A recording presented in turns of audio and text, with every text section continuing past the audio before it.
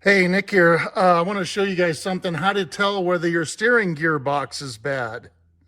One of the ways. I mean, if it's leaking, obviously it's bad. But the way to for surely know it's bad is for surely a word.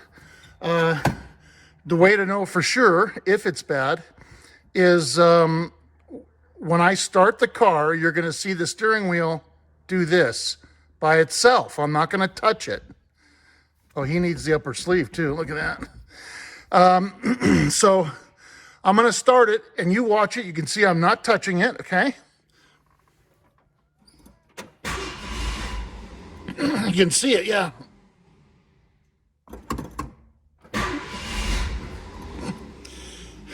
Come on. Okay, did you see that? See it? It's slight. Some do it more. But the steering wheel went like this when I started it. That's an imbalance in... Now watch it move backwards when I shut it off. See that? That's an imbalance in the steering gearbox. That means the gearbox is bad. It's favoring the right-hand side. They always do. They always favor the right. I don't think I've ever seen one... I don't remember now, but I don't think I've ever seen one favor the left, and I don't know why, but they always favor the right, and that also means that it will pull to the right.